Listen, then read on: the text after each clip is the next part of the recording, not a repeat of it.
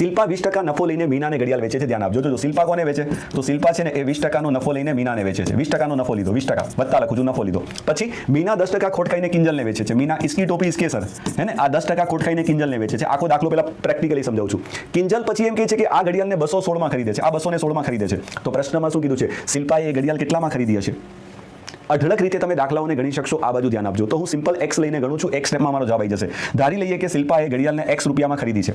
હવે આ એને 20% નફો લઈને વેચે, એનો મતલબ મીનાને 120%માં વેચે. તો x ના 120% કેટલા થાય? તો 120/100 થાય. મીના આટલામાં ખરીદે. હવે મીના આટલામાં ખરીદા પછી 10% ખોટ ખાઈને કિંજલને વેચે. તો આના ઉપર જો 10%ની ખોટ જાય તો વધે કેટલા? તો આના 90% વધે. તો 90/100. અને આની કિંમત તમને પ્રશ્નમાં કેટલી આપી છે? 216 આપી છે. જોઈ લો.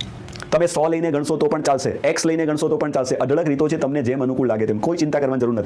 ચલો કાપા કૂપી કરી નાખીએ. ધ્યાન આપજો બધા. મીંડું મીંડું મીંડું મીંડું કેન્સલ. 12 વડે આ કન્ફર્મ અથવા 9 વડે ઉડાડ્યો ને, 9 દુ 18, 9 ચોક 36 વધે 12 વડે. અરે વાહ, મજા આવી ગઈ. બગડો. તો બગડાની નીચે 10 અને 10 100 ના બે મીંડા જાય. તો x બરાબર કેટલા? 200. ઓપ્શન થી પણ જઈ શકાય, 100 લઈને પણ કરી શકાય. ઘણી ક્વેશ્ચન. શિલ્પા 20% નફો લઈ મીનાને ઘડિયાળ આપે છે. મીના 10% ખોટ ખાઈને કિંજલને 216 માં ઘડિયાળ આપે છે. તો શિલ્પાએ ઘડિયાળ કેટલામાં ખરીદી હશે? કન્સિક્યુટિવ ટ્રાન્ઝેક્શન છે. તમે આમ વિચારો ને તો 20% નફો એટલે +20, 10% ખોટ એટલે -10, અને આ બેની કમ્પાઉન્ડિંગ આવે 2. તો કેટલા ટકા થયો નફો? 8% નફો થયો. થાય ને? 20% નફો અને પછી 10% ખોટ અને એનું કન્સિક્યુટિવ થાય 2. 8% નફો થયો. તો વેચાણ કિંમત કેટલી થાય? 108% થાય ને? મૂળ કિંમત 100% હોય તો વેચાણ કિંમત થાય 108% બરાબર 216. તો 100% મૂળ કિંમત બરાબર કેટલા? તો જવાબ આવશે 200. થઈ ગયું.